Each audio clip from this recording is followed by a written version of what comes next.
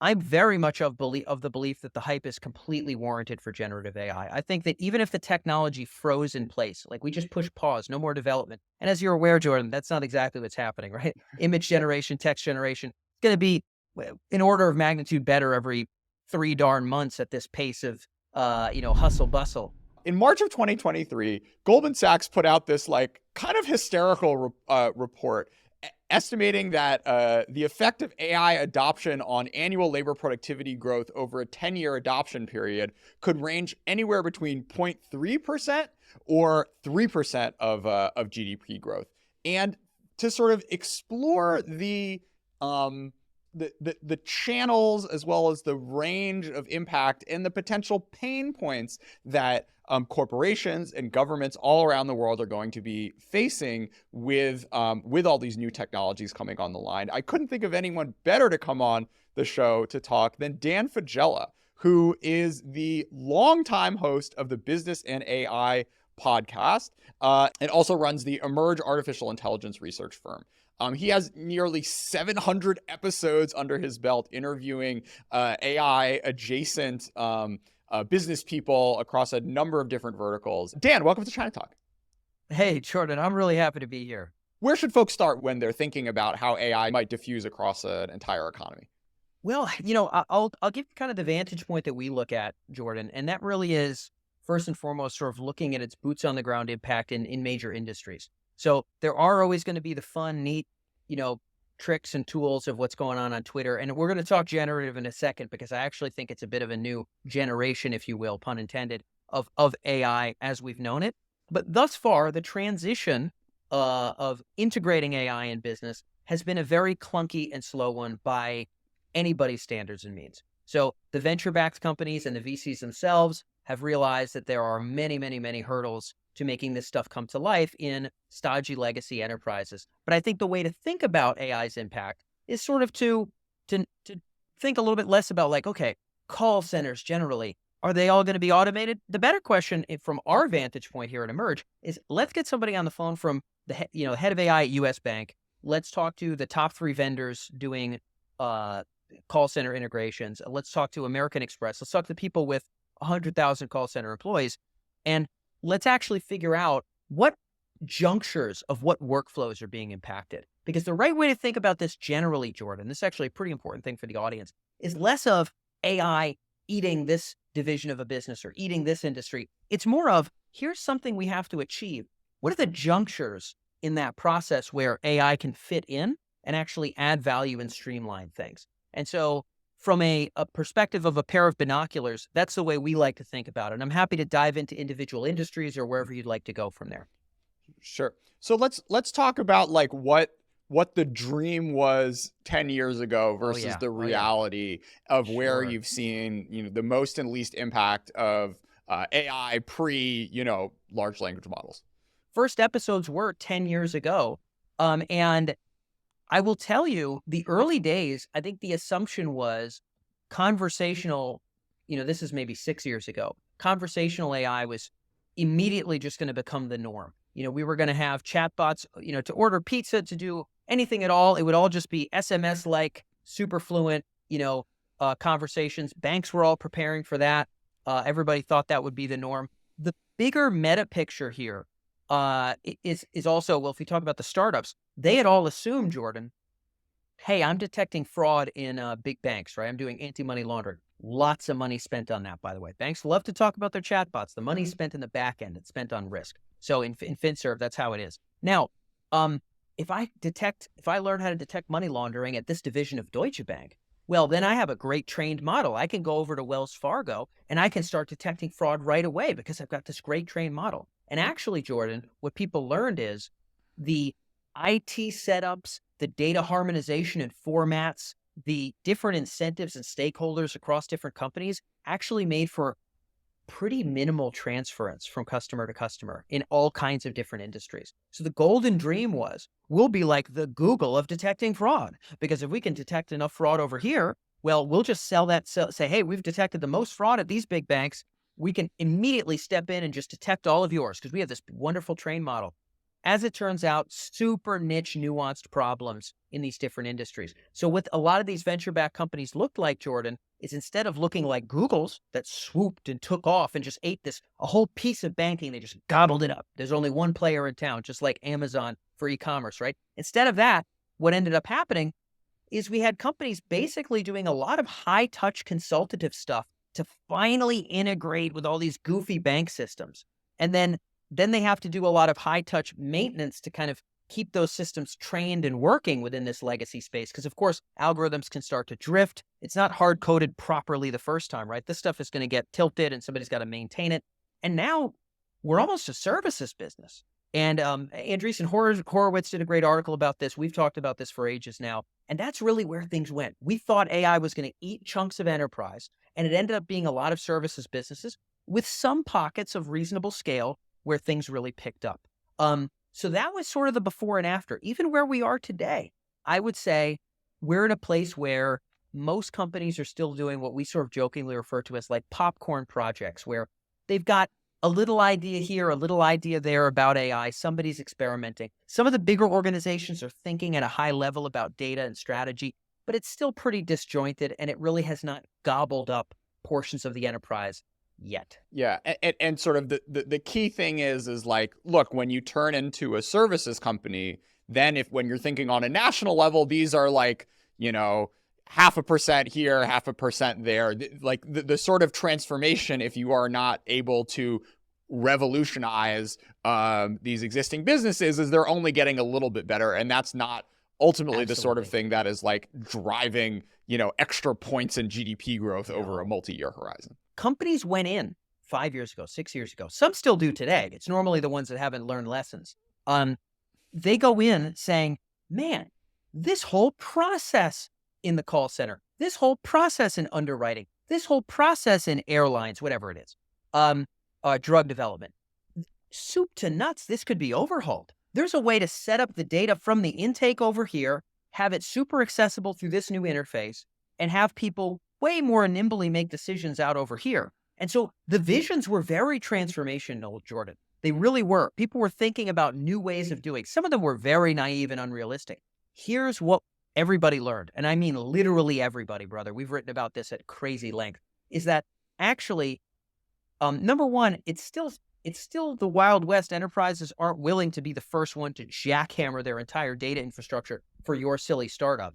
But also, they're conservative. So the companies that we've seen succeed in, let's say, just the last 3 years, it's not ubiquitous, but to a decent extent, this is the case. They have found small junctures to interact with existing workflows as opposed to overhauling systems. Now, we don't think enterprises are going to overhaul, Jordan, until they have to. It's kind of like, a lot of people aren't going to fire somebody until they finally cross that tipping point where it's like, oh God, it's clearly going to hurt the rest of the business so much, right? There's sort of a crisis point that has to happen before jackhammer level transformation will occur. Right now, I'll give you one concrete example in, let's say, the diagnostic space. Lots of cool visions 5 years ago, 6 years ago about where diagnostics was going to go. We'd have doctors with mobile devices that are scanning people and doing all kinds of cool stuff. And it's going to get piped up into a cloud where the consumer, the patient can look at their data or whatever. What we learned, like a good example of a company is a company called AI Doc. They figured out integrations into the boring MRI machines that all these hospitals are using. There's only 6, 7 major brands. They pipe it up to the cloud. They put little red circles and maybe a little bit of text next to the images that feel like they're a risk. They pipe them down into the same interface that the radiologist was already looking at. No new software, no new workflows. We're adding a little bit of value to an existing workflow. Now we can get customers. Nobody's going to transform until the startups are eating their lunch and the competitors eating their lunch. And Jordan, nobody's eating anybody's lunch yet. Now, transformation will happen. But we didn't see transformation kick in. We saw incremental kick in. And that really has been the past of enterprise AI in these last 10 years. Yeah. So this is where we come to the big question is like, is whatever is happening with these new models so much better that either there are competitors that can be, 100x better. So you start losing business Yes, yes, yes. if you don't adopt, or the sort of enterprises themselves see ways to gain market share relative to their competitors, where there's going to be someone who's going to do the really hard work of like fixing all the gross back end to enable you to be, multiples more, affordable or effective or efficient. I will say, if anything at Emerge, we've built our repute around sort of shooting hype down across the board, just beating the ever loving heck out of hype and really looking at boots on the ground where things are going. That said, I'm very much of the belief that the hype is completely warranted for generative AI. I think that even if the technology froze in place, like we just push pause, no more development. And as you're aware, Jordan, that's not exactly what's happening, right? Image generation, text generation, it's going to be in order of magnitude better every 3 darn months at this pace of, hustle bustle. But if we just froze it, it is so categorically different in many regards that I really do think we have to think about it differently. That doesn't mean that the call center is going to go away in 2 years. It doesn't mean that we're all going to have to get a new job, or companies are going to lay off half their employees. But I think we have to think about it differently. And there's two ways we have to think about it differently. One is the bubbling up of this technology within existing enterprises. So the way that this has worked previously, Jordan, is companies have had to do a lot of clunky, funky procurement and onboarding with a vendor before a vendor could come in and do something, normally something rather specific within that enterprise. 12-month sales cycle, 6-month sales cycle to help detect fraud in some of your financial statements, for example, or something along those lines. Now we have this whole class of tools where, kind of just like email, just like my Chrome browser, just like whatever, I don't need to pay anybody fancy dancy to potentially just start automating the summarization that I have to do for these invoices, or the generation of text that I have to do for these product descriptions on my gigantic car parts website or something along those lines. So Yeah. unlike this past wave, there will be an actual bottoms up effect. Now, everybody 10 years ago to now was always saying in enterprise AI, well, you don't even need to be a data scientist. Our tools are so simple. I mean, in many ways, that's all hubbub. Of course, everybody has to say it's simple, but frankly, this stuff was complicated to integrate. It was complicated to buy, and nothing was going to happen until a sale was made. Now, the pockets and junctures that can be explored are really whoever's got access to a computer. And so there's a surface area where problems will be addressed that I think is different. Also, some of these technologies are just wildly powerful in ways that self-evidently are going to add a lot of value.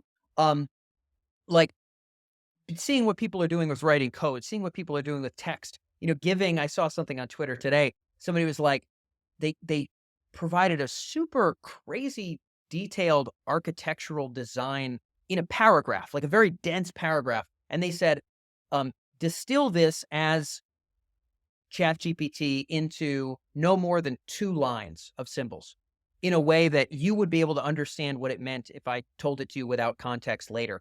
And the ability of the system to work with numbers and words in new, nimble, amazingly powerful ways is like shocking. And that's if we pause the technology. Now, I look at these boring workflows, like looking over mortgage documents or something like that, looking through customer records that we have on file as an insurance company or something along those lines.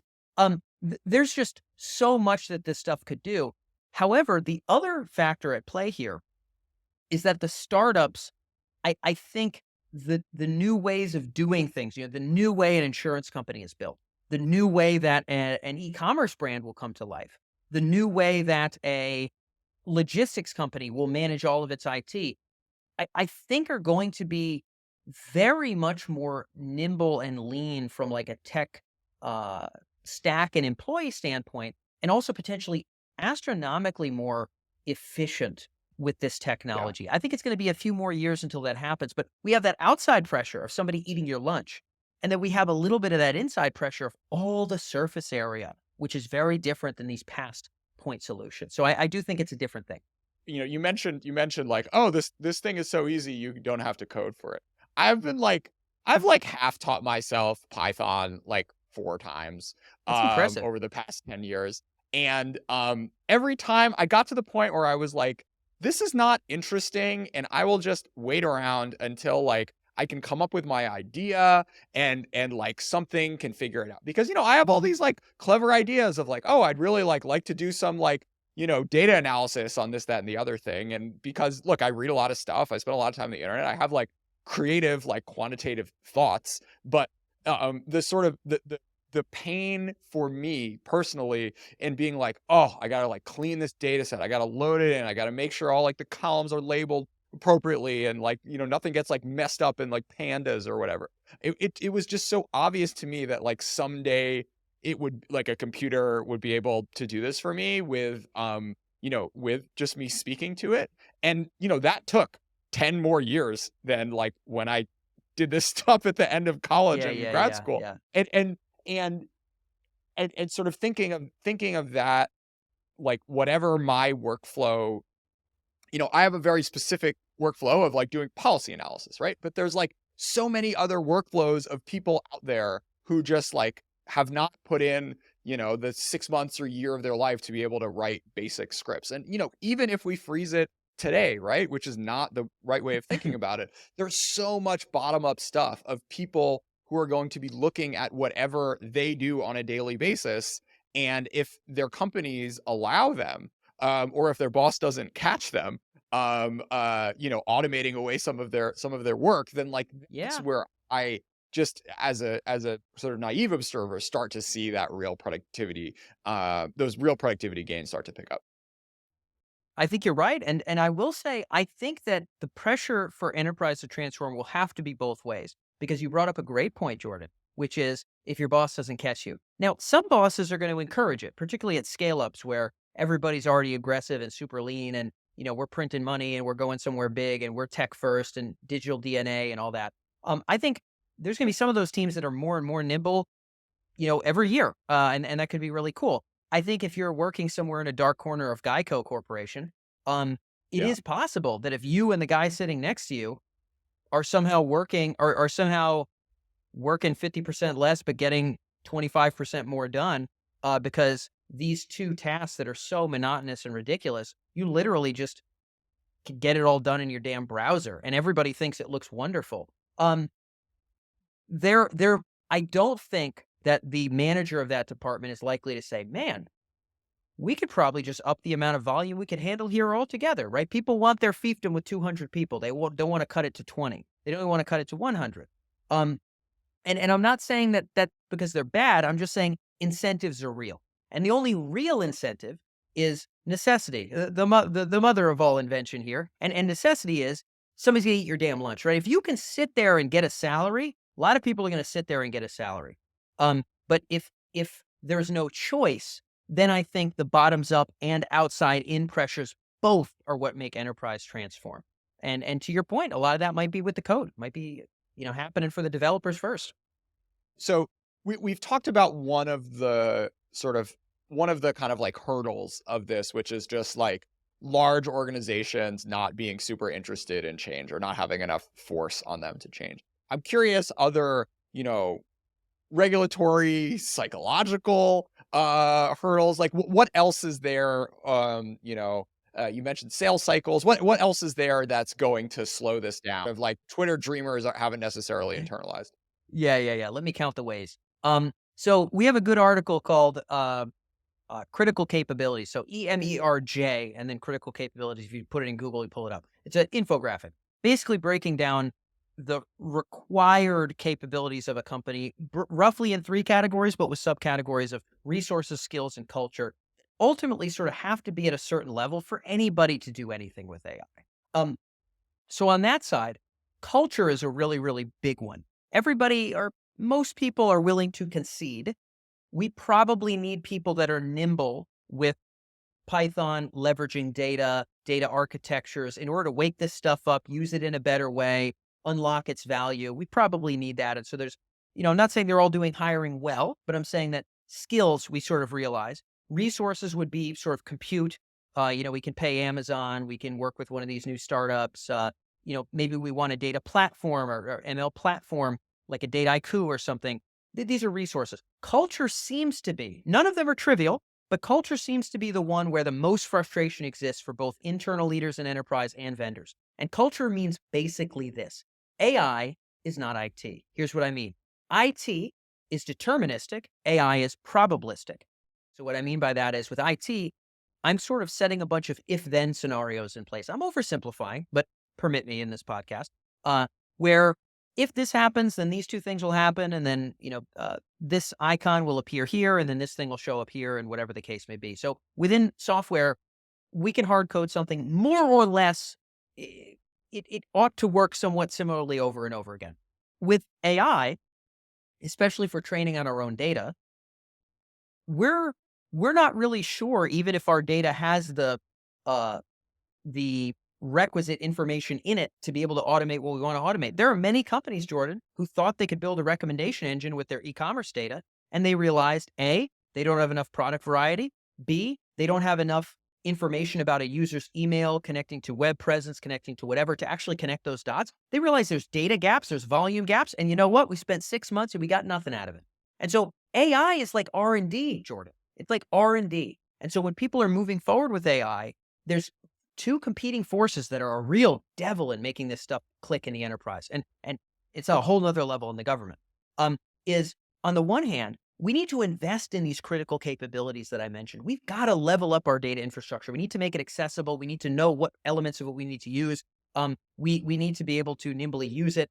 And so we need to level that the skills, resources, culture to sort of think about data that way. And on the other hand, it's R&D, which means when we roll the dice to detect fraud or roll the dice to make our recommendations work, it's not like they're all a total crapshoot, but nobody can really say, oh, it'll be 2 months until you have better results from our, search application on your e-commerce site.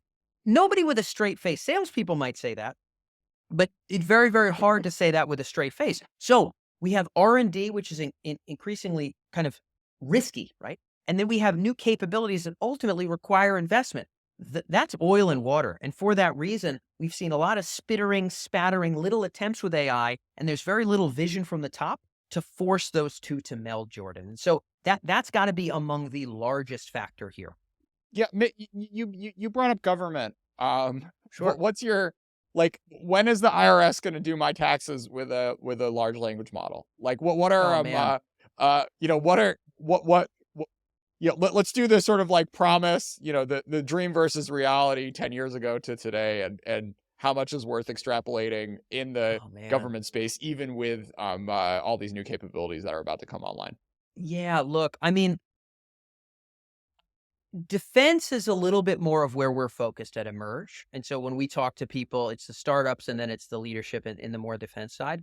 But we do talk to like policy folks outside of that. Well, I'll just use the IRS as an example.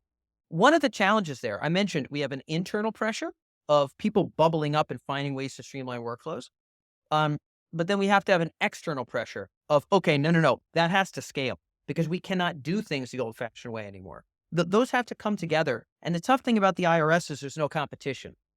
And so, necessity being the mother of invention, maybe we don't need to do anything except for sit here for 9 hours and eventually get a pension, right? And now I'm not hating on government people. Incentives are real. Everybody's run by them. I am, you are, our mothers are. That's my personal opinion. But I think that the government, number one, it's so hard to unify such a stodgy, kludgy, ancient process for kind of where the data are, how the processes work, etc. And there's Yeah. really very little motive force for that bottom up pressure, and there's no force from that outside in pressure. So I'm not going to say never, but by golly, it's going to be so bumbling and so slow. It'll happen in the government by the time it's been boringly, predictably common in the private sector for everybody doing similar tasks. So once that happens, then eventually it'll creep into the government. But I wouldn't cross your fingers. Defense might move a little faster, but IRS, I don't think so. It's funny because there's all this like research around nudging, and sort of like the government, like lots of governments around the world, they would like, oh, like we'll do this study, and like we'll text people like 3 weeks after they want to do something, and like, we want them to do something, and maybe they'll do it more. It's like, well, like this has been so, built out by, everyone who's trying to sell you something on the internet for like, 15 years now. And just now we're now sort of nudging people to sign up to like get healthcare or like buy, Yeah. use their veterans and use their veterans benefits or whatever it is. And Yeah. that's a really interesting frame of it. And I guess with the defense stuff, like you do have the, quote unquote competitive pressure of like, oh, like China's doing this and like their system can beat our system. So like maybe we want to get on that or something. But Yep. for anything domestic, you don't really have that until like you have voters demanding it, I guess. Yeah, Maybe. which who knows how long that would take, right? I mean, I don't really know how to solve that Byzantine internal issue, but you're right. Defense is moving a little bit faster, but they have a lot of their own challenges with bringing this stuff to life. There's incentives there too, Jordan. There's an ecosystem of companies who bend metal first and very recently learned how to write a line of code. Okay. And now those companies are the ones that have all the relationships, all the old boys club. And I'm not calling them bad. I've had Raytheon on the show. They're going to be on again. I got nothing but respect, brother. But the fact of the matter is, legacy primes sort of being the ones that are interfacing with defense. And also defense, I'm not going to say they should fix this because I don't have any instant solutions. But the fact that a lot of the smart people I've known in proper defense have just gone out into industry and made 2.5 times more and done more interesting stuff is problematic. We can't keep our skill, our talent, and we can't really level up our culture if we're still interacting culturally with the folks that make tank treads, you know?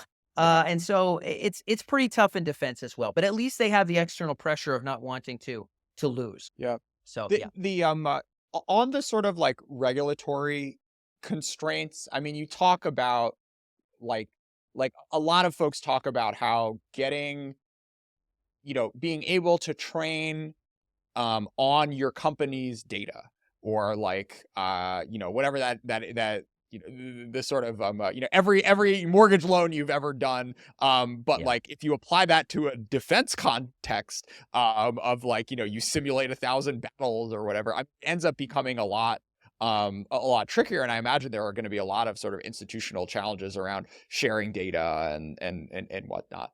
Maybe more broadly, Dan, just like what are going to be the sort of regulatory, like legal challenges beyond just the like copyright stuff that folks are focused on today, which are going to throw some sand in the gears of this broader revolution. okay, cool. So, my interview before you today, as you know, I am bogged down with my own audio recordings all day here, Jordan. Was with the fellow who runs the Mozilla Foundation. So obviously Mozilla has a browser that we've probably used a couple times. And they're really interested in sort of where the future of the web is going. We had a pretty robust discussion around this, risk and policy wise earlier today. And I think a lot of the ideas that I just unpacked, I've got to give the guy some credit, Mark, who runs the foundation there. um, right now, think about it like this. I look outside and there's roads, there's double yellow lines, there's stop signs, there's lights that are green, red, whatever. There's there's highways, there's smaller roads. And then also I look at my computer.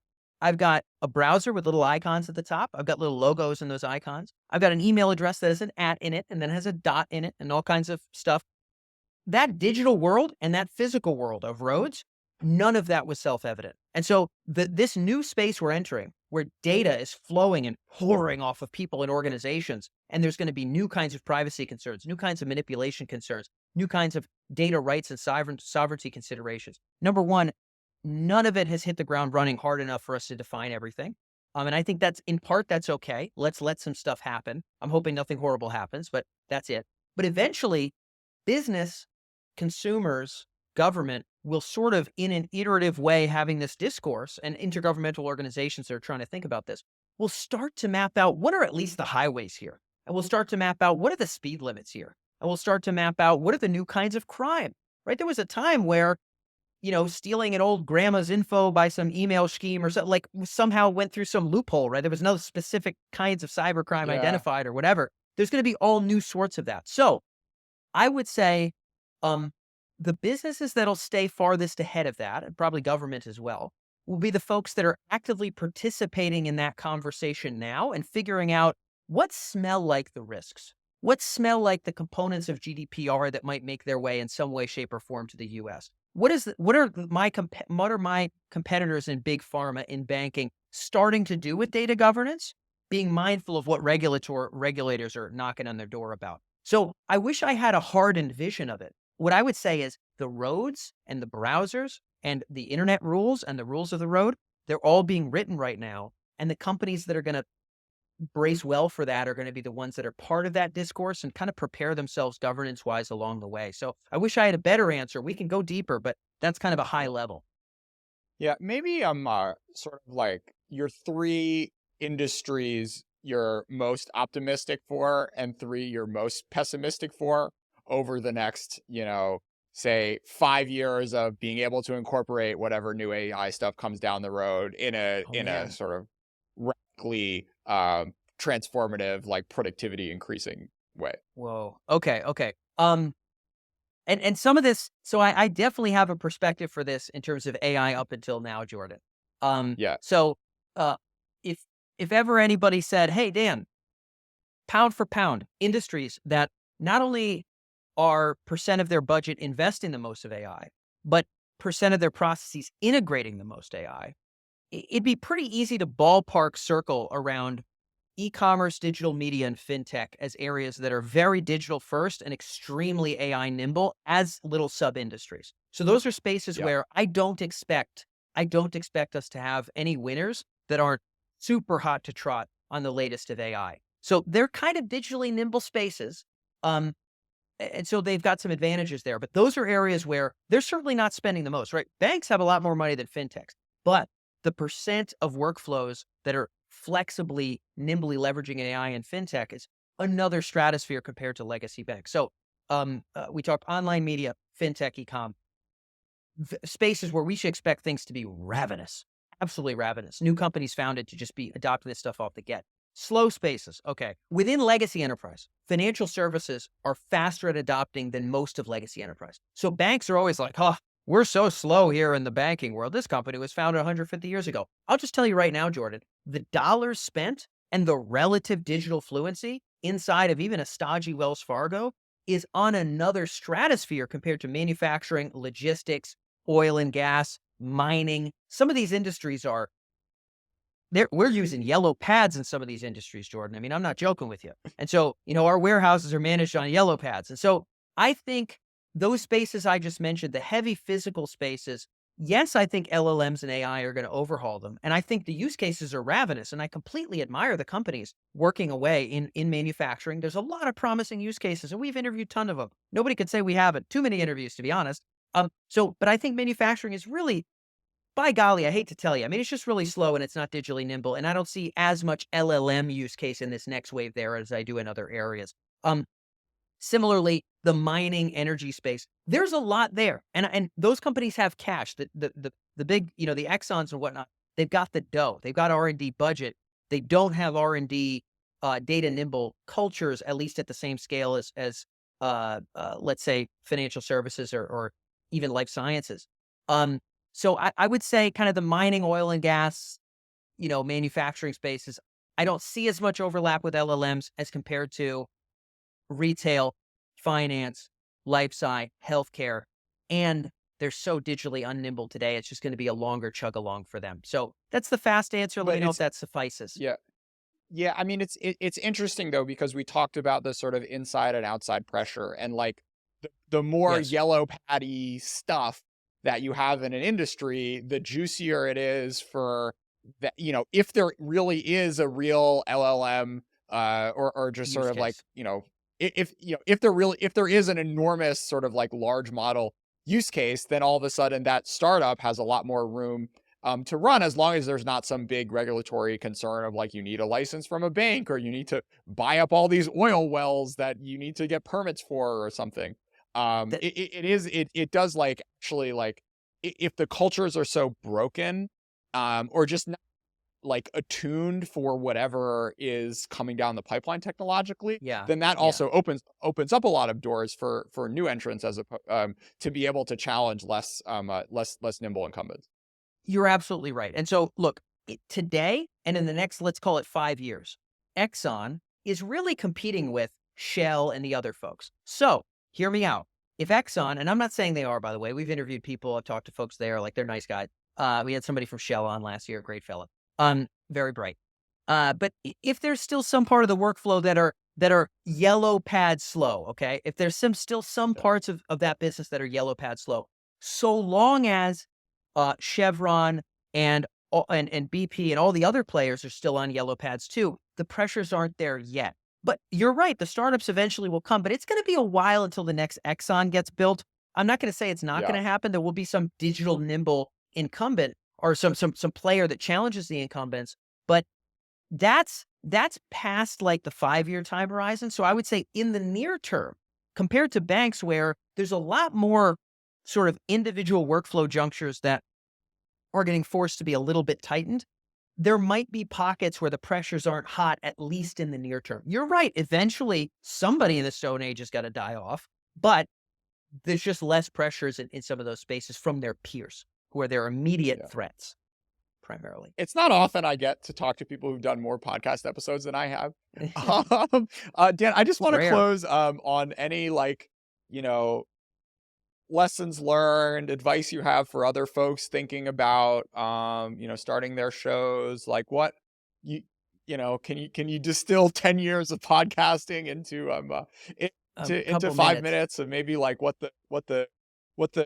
what you think the platform, what do you think the medium is good for or not good for? Take this wherever you Yeah. want, reflecting on Okay, 10 sure, years of. sure. The thing that's pulled me through in this space, there's a few things that have been big. One is picking a domain space where I know that there's unlimited action and I have unlimited interest. And so that fuel of consistently publishing is so critical, right? How many podcasts are up for 18 months and then die off, 6 months and then die off? So if you're going to plug away at it, it is a long game. Obviously, you got to know that, and that means you have to have a natural enthusiasm. We found that titling your show properly is also very big, even more so than a URL and a website. So we were called the Tech Emergence Podcast for a while. We changed it to AI in industry at some point, and up to this day, and that was 7 years ago or something. To this day, that was like the biggest near-term immediate jump in traffic we ever had because it went from Huh. what does this mean to, oh, I kind of understand, right? So, and that's just an interesting fun fact lesson. Your show already has a fine name, Jordan, but ours did not. And we found that, man, people aren't going to know you and what you're cool for. You have to generally, our experience, you got to be in a ballpark where somebody searching for a topic would say, maybe this is the show for me. And so now it's the AI in Business podcast. Luckily, now we are the big B2B AI podcast. But that name change was the difference between 3 people listening and our first couple thousand people listening, right? So, very, very big thing there. And I guess it's just the one other parting bit of advice. The other thing that's made shows fun is sort of have, um, when you interview people, we have found that the more that communications people are involved in really micro structuring and bullet pointing what you're going to cover, the absolute worse the episode is. The best rule for great episodes, from my experience, is get really smart, super experienced people that you want to talk to anyway. Have like a meta topic and like 2 to 3 sub bullet points, even if it's 45 whole minutes, 2 to 3 sub bullet points you want to crack into, and let really smart people roll. And honestly, like, don't let comms people be very involved. Yeah, I mean, this is maybe the specific question for me is like, haven't done a lot of folks who work in firms that would Yes. have comms people in the first place, and this is the sort of tension, and this is like why I think your show is good because I know it's hard, and like It's people have tough, dude. constraints, and companies like you gotta. I mean, I don't do it a lot because it's just like a fucking headache. It is a So headache, sir. It's a headache. So Yeah. the way that you're able to get people to talk, relatively openly about their business and their business challenges and what they see on their horizon and like have it not just be an advertisement, I think is really cool. Thank you so much, Dan. All right. Hey, thanks for having me, brother.